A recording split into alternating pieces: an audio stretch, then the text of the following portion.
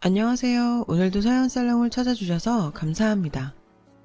몇 년 전 결혼해서 첫 아이를 임신 중인 여성이에요. 제 직업은 웨딩 플래너예요. 현재는 개인적인 사정으로 잠시 휴직 중이죠. 저에겐 세상 무엇과도 바꿀 수 없는 절친한 친구가 있어요. 친구는 현재 결혼을 앞두고 있는데요. 결혼 준비가 생각보다 만만치 않아서 제게 도움을 청한 상태죠. 친구는 임신한 제게 부담을 지웠다며 미안해하더라고요. 전 오히려 제가 도움이 될 수 있어서 다행이라고 생각하는데 말이죠. 그래서 딴 생각 말고 결혼식 생각만 하라고 했어요. 회사에 친구와의 관계를 설명하고 친구의 웨딩을 전담하게 되었어요. 사실 임신 안정기에 들어선 지 얼마 안 돼서 휴직을 할 참이었지만 일단 친구 웨딩까지는 마치고 하기로 했죠. 친구는 제게 정말 소중한 존재예요.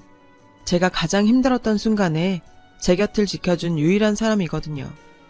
그래서 우린 피가 섞이지는 않았지만 그보다 끈끈한 우정을 이어오고 있죠. 저는 외동딸이라서 어려서부터 부모님 사랑을 독차지할 수 있었고 먹을 거 입을 거 부족함 없이 자랄 수 있었어요. 다정한 엄마와 가정적인 아빠는 누구나 부러워할 만했고요. 하지만 영원할 줄 알았던 저의 행복은 순식간에 사라져버렸어요. 어쩌면 제가 모르는 사이 단란했던 우리 가정에는 이미 불행이 예견되고 있었는지도 몰라요. 제가 눈치를 못 챈 거죠. 제가 초등학교 6학년이던 13살 때 엄마가 세상을 떠나셨어요. 교통사고였죠. 학교에서 수업을 듣고 있는데 선생님이 저를 따로 부르셨어요. 집에서 연락이 왔다고 하시더라고요. 지금 집에 일이 생겼으니 조퇴하고 빨리 집으로 오라고요. 순간 겁이 났어요. 정확히 무슨 일인지는 몰랐지만 수업 중인 아이를 집으로 부를 정도면 분명 안 좋은 일일 거라 생각했거든요. 집에 가보니 외할머니가 절 기다리고 계셨어요. 외할머니는 제가 책가방을 내려놓자마자 제 손을 잡고 나가셨죠. 외할머니 손에 이끌려 간 곳은 대형 병원이었어요. 전 무슨 일이냐고 여긴 왜 온 거냐고 외할머니한테 물었지만 아무 대답도 하지 않으셨죠. 하지만 새하얗게 질린 외할머니의 얼굴을 보곤 내심 짐작은 할 수 있었어요. 외할머니가 저를 이끌고 병원이 아닌 병관 장례식장으로 향했어요. 빈소에 차려진 단상 위에는 하얀 국가로 곱게 단장이 되어 있었고 그 가운데 영정사진이 놓여 있었죠. 엄마였어요. 어린 나이였지만 그게 무엇을 의미하는지는 알 수 있었어요. 다만 받아들이기 힘들 뿐이었죠. 저는 외할머니를 붙잡고 왜 엄마 사진이 여기에 있냐고 물었어요. 그러자 외할머니는 자리에 털썩 주저앉으시며 참았던 눈물을 흘리셨죠. 그리곤 이내 오열하기 시작했어요. 그때였죠. 아빠가 다가오셨어요. 검은 양복에 상주 완장을 차고 있었죠. 아빠는 저를 끌어안고 한참을 말없이 계셨어요.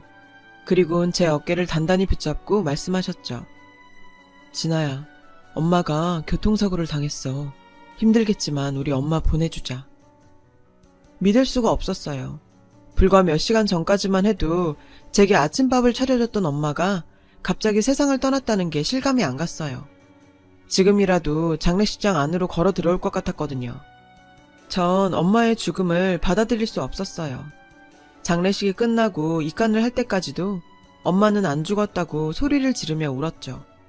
아빠와 외할머니를 비롯한 친인척들은 그런 저를 안쓰러워했고요. 엄마의 유골을 납골당에 모셔넣고 저는 아빠와 단 둘이 집으로 돌아왔어요. 집에는 더 이상 엄마는 없었죠. 오직 아빠와 저 둘뿐이었어요. 그날 밤 아빠는 제게 그러시더군요.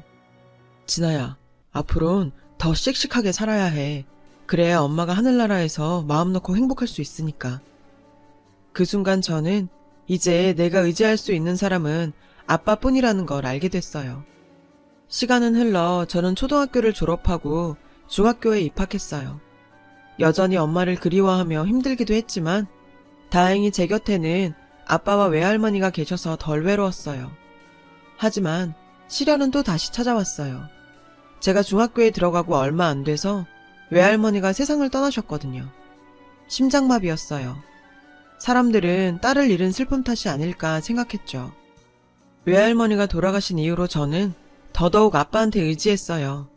세상에서 나 챙겨줄 사람은 오직 아빠뿐이니까요. 하지만 그런 제 생각은 철저히 빗나가고 말았죠. 외할머니가 돌아가시고 얼마 지나지 않아 여름방학이 시작됐어요. 그리고 며칠 뒤 아빠가 집으로 어떤 여자를 데리고 왔어요. 엄마보다 어려 보이는 여자였죠. 새엄마가 되실 분이야. 인사해라. 저는 너무나 놀랐어요. 엄마가 돌아가신 지 1년도 안 됐는데 새엄마라니요. 어떻게 아빠가 이렇게 쉽게 재혼을 말할 수 있는 거죠? 아빠도 오래 생각하고 한 결정이야. 넌 아직 엄마 손이 필요한 나이잖니. 착한 사람이니까 우리 진아도 잘 보살펴 줄 거야. 아빠는 마치 저 때문에 서둘러 재혼을 결정한 것처럼 말했지만 저는 그 말을 믿을 수 없었어요. 그런 아빠로 인해 배신감만 느낄 뿐이었죠. 그러면서도 한편으론 아빠를 이해하고 싶기도 했어요. 아빠도 엄마 없이 혼자 절 키우느라 힘드셨을 테니까요. 사별했다고 평생 독신으로 살아야 하는 것도 아니고요. 언제고 할 재혼이라면 아빠가 원하는 사람과 하게 두자 싶었죠. 그래서 애써 참고 받아들이려고 했어요. 하지만 그런 제 노력은 철저히 짓밟히고 말았습니다. 그날은 평소보다 조금 일찍 집으로 돌아온 날이었어요.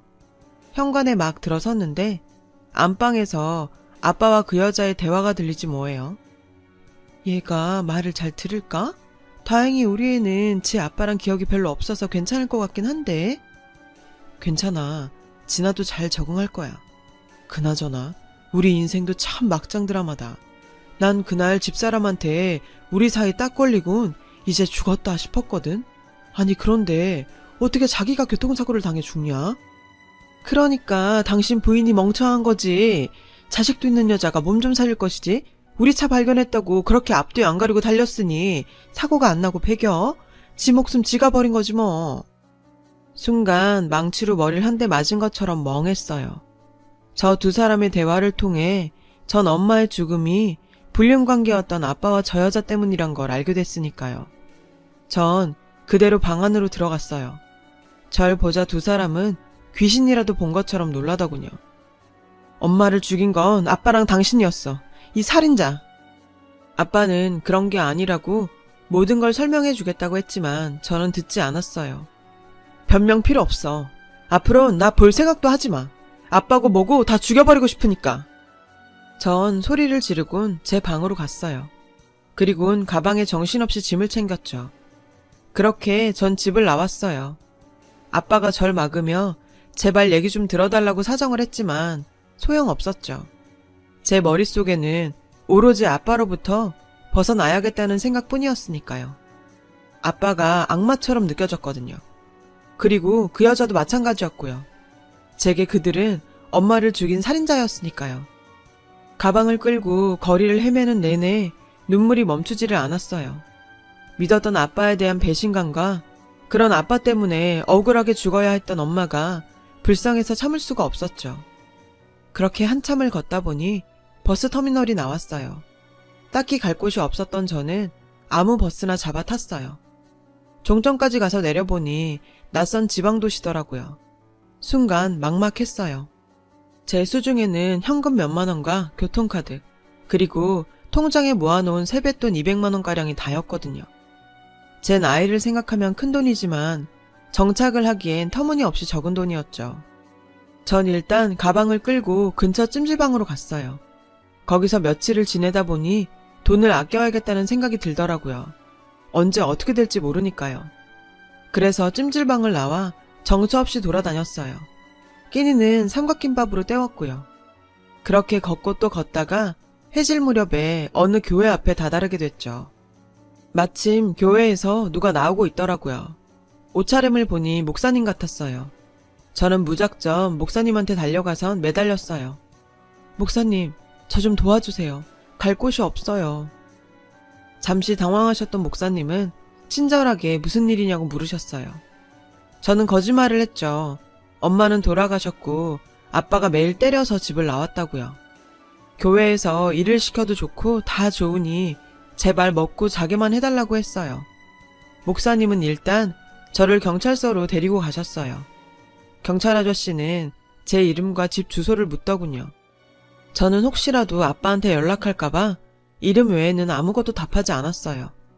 다행히 목사님이 경찰 아저씨한테 제 사정을 설명해 주셔서 그 지역 청소년 쉼터로 가게 되었어요.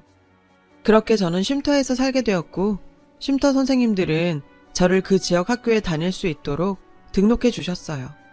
완전히 새로운 삶을 시작하게 된 거죠. 솔직히 너무 일을 크게 벌린 게 아닐까 하는 생각도 들었지만 아빠가 한 짓을 생각하면 그런 걱정은 싹 사라졌어요. 쉼터 생활과 새 학교에 적응하는 데는 그리 오랜 시간이 걸리진 않았어요.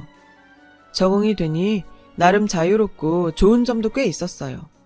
아무래도 쉼터에 또래 친구들이 있다 보니 외롭지 않고 함께 살다 보니 꼭 수련회에 온 것처럼 재미도 있더라고요. 그렇게 저는 중학교 1학년 2학기를 새 학교에서 마치고 2학년이 되었어요. 그리고 그 무렵 친구 한 명을 만나게 되었는데 이 친구가 바로 앞에서 말한 둘도 없는 절친이에요. 친구와 저는 동갑이라서 방을 같이 쓰게 됐어요. 처음엔 둘 다 어색해서 눈도 못 마주치고 멀뚱하게 서 있었어요. 먼저 인사를 한 건 친구였죠. 서로 통성명을 하고 나니 친구가 제게 왜 여기 살게 되었냐고 묻더라고요. 저는 잠시 머뭇거리다가 제 상황을 솔직하게 얘기했어요. 제 얘기를 들은 친구는 놀라더라고요. 자기 상황이랑 너무 비슷하다고요. 친구는 어릴 때 아빠가 돌아가셔서 엄마랑 둘이 살았는데 어느 날 엄마가 남자를 만나는 걸 알게 됐대요. 거기까지는 아무 문제가 없었죠. 그런데 하필 엄마가 만나는 남자가 유부남이었던 거예요. 친구는 그 사실을 알고 충격을 받았고 남의 가정을 파탄내면서까지 불륜녀로 사는 엄마가 싫어서 집을 나왔대요. 저도 그렇지만 친구도 안 됐더라고요.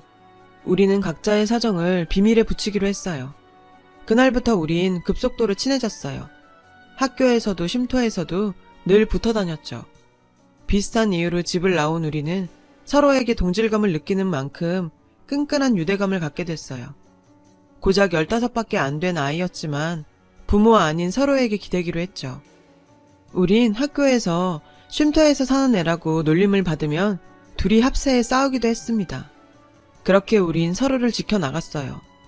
나중에 성인이 되어 쉼터에서 나가야 할 때가 되면 같이 살기로 했고요. 그때를 대비해 우린 고등학교에 들어가자마자 아르바이트를 시작했어요. 물론 대외 활동은 쉼터 선생님의 감독하에 이루어졌죠. 혹시라도 문제가 생기면 보호자가 필요하니까요. 시간은 흘러 3년이 지났고 친구와 저는 고등학교를 졸업하게 됐어요. 웨딩 플래너가 꿈이었던 저는 관련 학과가 있는 전문대에 장학금을 받고 진학했어요. 친구는 대학 대신 제과 제빵 자격증을 따서 베이커리 막내로 취직했고요. 하지만 그때까지도 우린 독립을 할 만큼 돈을 모으지 못했어요. 아무래도 나이가 어린 탓에 돈 버는데 한계가 있었거든요. 다행히 그런 사정을 아는 쉼터의 배려로 우린 돈을 어느 정도 모을 때까지 쉼터에 머물 수 있게 되었죠. 그렇게 우린 1년 반 정도 더 쉼터에 머물다 퇴소를 하게 됐어요. 당시 전 학생 신분이어서 벌이가 많지 않았던 탓에 졸업하고 웨딩 업체에 취직하기 전까지는 친구가 월세를 감당해야 했어요. 제가 졸업 후 일을 시작하고 나서야 형편은 나아졌죠. 부모 도움 없이 살아야 했던 우린 최선을 다해 돈을 모았어요. 월급에서 월세와 생활비, 약간의 용돈을 빼곤 다 저금을 했죠. 언젠가 결혼을 하게 되더라도 우리에겐 손 벌릴 곳이 없었으니까요. 그러는 와중에 저는 선배의 소개로 남자친구를 사귀게 되었어요. 처음엔 사귈 마음까진 없었는데 계속된 고해에 어느 순간 마음을 열게 되더라고요. 이 남자가 제 남편이에요. 그렇게 한 2년 정도를 사귀었고 직장에서 어느 정도 자리를 잡았을 무렵 남친으로부터 청혼을 받았어요. 친구는 누구보다 기뻐해 주었죠. 그렇게 전 결혼 준비를 하게 되었어요. 그런데 친구가 뜻밖의 말을 꺼냈어요. 아빠한테 연락해 보라고요.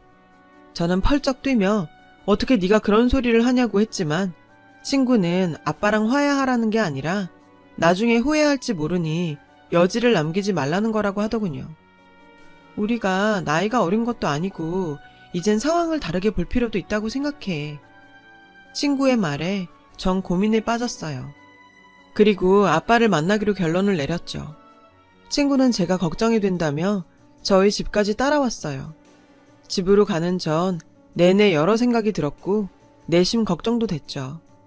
아직 그 집에 사는지 확실하지 않았고 만약 아빠와 그 아줌마의 행복한 모습을 보면 예전처럼 참기 힘들 것 같았거든요. 그리고 마침내 집에 도착한 순간 문패에 새겨진 아빠 이름을 보고는 아직 살고 있다는 걸 알게 되었죠. 저는 떨리는 손으로 초인종을 눌렀어요. 낯선 아주머니가 나와 문을 열었죠. 도우미 아주머니 같았어요. 저는 이 집 주인 딸이라고 말했어요. 그러자 아주머니는 어머, 몇십 년 전에 집 나간 그 딸? 하고 묻더군요. 제가 고개를 끄덕이자 저와 친구를 집 안으로 들이셨어요.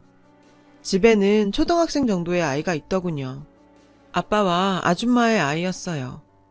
도우미 아주머니는 아빠를 불렀고 곧 아빠가 방에서 나왔어요. 아빠는 저를 보자 다리에 힘이 빠졌는지 비틀 하더군요. 저는 그날 일이 떠올라 손이 부들부들 떨렸지만 그래도 목소리를 짜내 아빠를 불렀어요. 그래, 진아야. 우리 진아가 집에 왔구나. 잘 왔다, 잘 왔어.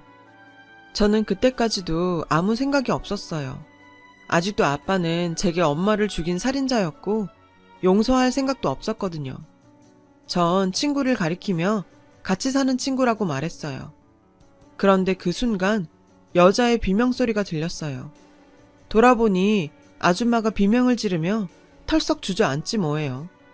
그런데 아줌마가 바라보고 있는 사람은 제가 아니었어요. 바로 제 옆에 서 있는 제 친구였죠. 친구 역시 얼굴이 하얗게 질려있더군요. 아줌마는 달려와 친구를 끌어안았어요. 그리고 흐느끼며 말했죠. 우리 딸, 엄마가 얼마나 찾아다녔는데. 순간 뒤통수를 한 대 맞은 기분이었어요. 친구가 말했던 유부남과 놀아났다던 친구 엄마가 바로 아빠의 여자였다니. 믿을 수가 없었죠. 아니, 어떻게 이럴 수가 있어요? 그 순간 친구는 냉정하게 아줌마를 떼어내며 그러더군요. 왜 이러세요, 아줌마? 난 엄마 없어요. 남의 가정 파탄낸 불륜녀 따윈 난 몰라요. 그 말에 아줌마는 흐느껴 울기만 했죠. 아빠 역시 아무 말 못하고 서 있었고요. 아빠랑 저 아줌마가 무슨 짓을 한 건지 이제 알겠어? 어떤 결과를 낳았는지 보이냐고. 내가 오늘 여기 온 이유는 하나야. 나 곧 결혼해. 보란듯이 행복한 가정 이룰 거고 아빠처럼 가족을 죽음으로 내모는 더러운 결혼 생활은 안 할 거란 말이야. 그거 얘기해주러 왔어. 이제 내 인생에 아빠란 존재는 없을 테니까. 마지막으로 낳아준 사람한테 얘기는 하는 게 도리일 것 같았어. 전 그 말을 남기고 친구와 함께 나왔어요. 아빠가 뒤에서 저를 애타게 불렀지만 돌아보지 않았어요. 아줌마 역시 비틀거리며 친구를 잡으려 뛰어나왔지만 친구는 아줌마의 손을 냉정하게 내쳤어요. 그리고는 아줌마, 그거 알아요? 남의 눈에 눈물 나게 하면 자신은 피눈물 흘리게 된다는 거. 인생 추잡하게 산 사람들의 말로가 어떤 건지 아저씨랑 아줌마를 보니 잘 알겠네. 친구는 자신의 엄마한테 매정한 말을 남기곤 제 손을 잡았어요. 그날 우린 집으로 돌아와 밤새도록 울었어요. 슬퍼서 온 게 아니라 서로에게 미안하고 가여워서였죠. 그렇게 울고 다음날 일어나 보니 이상하게도 머리가 맑더라고요. 늘 가슴을 짓누르고 있던 돌덩이가 쏙 빠진 것처럼 가뿐했고요. 그건 친구도 마찬가지였어요. 우린 그날 그동안 질기게 끌어왔던 부모와의 정을 완전히 끊었어요. 세상에 부모 없이 태어난 사람은 없다지만 누군가는 차라리 없는 삶을 사는 게 낫기도 한 것 같아요. 내 행복을 위해 타인의 가슴에 비수를 꼽는 행동은 결국 자신한테 되돌아온다는 걸 아빠도 아줌마도 알았으면 좋겠어요. 사람이 되긴 힘들지만 괴물이 되진 말자던 영화 대사처럼요. 다행히 전 좋은 시부모님을 만나 그간 집 떠나 살면서 겪었던 부모 없는 서름을 지워낼 수 있었어요. 시부모님은 제 불우한 가정사를 아시곤 앞으로 우리 딸 하자시며 안아주셨죠. 덕분에 결혼식도 무사히 치를 수 있었고 몇 년 후인 지금은 첫 아이를 임신한 상태예요. 친구는 제가 결혼한 지 얼마 안 돼서 같은 베이커리에서 일하던 동료와 사귀게 되었고 얼마 뒤 청혼을 바꾼 결혼식을 앞두고 있고요. 제가 임신 휴가까지 미루고 친구 결혼식에 열을 내는 이유를 이제 다들 아시겠죠? 너무 어린 나이에 깊은 상처를 받아 온전한 인생을 살지 못할 뻔했던 저와 친구는 서로의 상처를 보다듬으며 시련을 이겨낼 수 있었어요.